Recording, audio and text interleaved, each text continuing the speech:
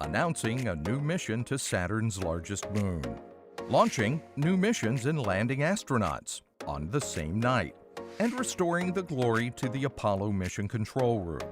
A few of the stories to tell you about this week at NASA.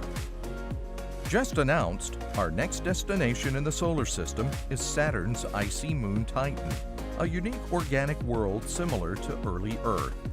The Dragonfly mission will fly, sample, and examine sites around Titan to search for the building blocks of life.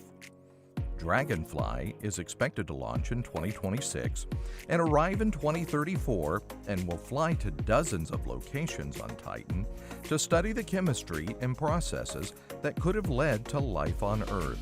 Dragonfly is part of the New Frontiers program that also brought us missions that explored Jupiter, Pluto, and the asteroid Bennu, all as part of our ongoing planetary exploration.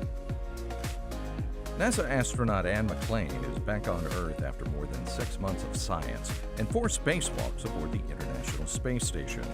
McClain and her crewmates, Russia's Oleg Kononenko and Canada's David St. Jacques, touched down late Monday night in their Soyuz spacecraft in Kazakhstan.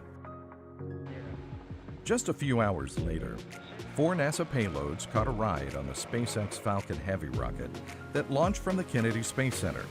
The payloads will test less toxic fuel to propel our spacecraft, demonstrate new ways to navigate in space, study how bubbles high in the Earth's atmosphere disrupt communication signals, and characterize the harsh radiation environment in space.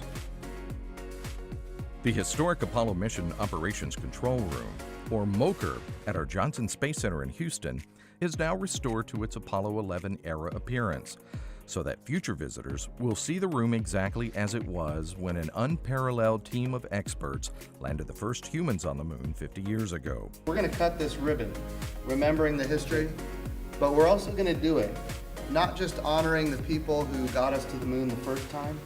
This time when we cut this ribbon, we're thinking about going back to the moon. Okay, 3, 2, 1, liftoff. The effort to restore the National Historic Landmark began in 2017 after 5 years of planning.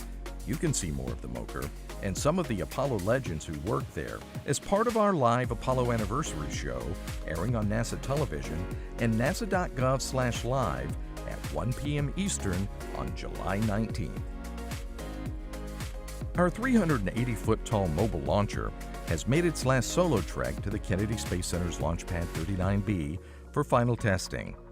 Its next roll to the pad will be with the Space Launch System rocket and Orion spacecraft for the launch of Artemis 1.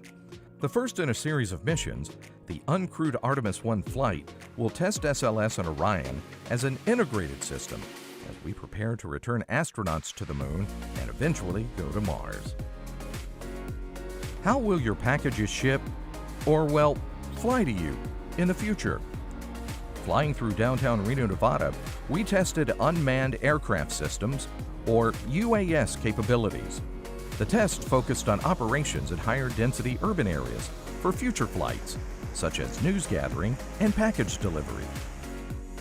That's what's up this week at NASA. For more on these and other stories, follow us on the web at nasa.gov/twan.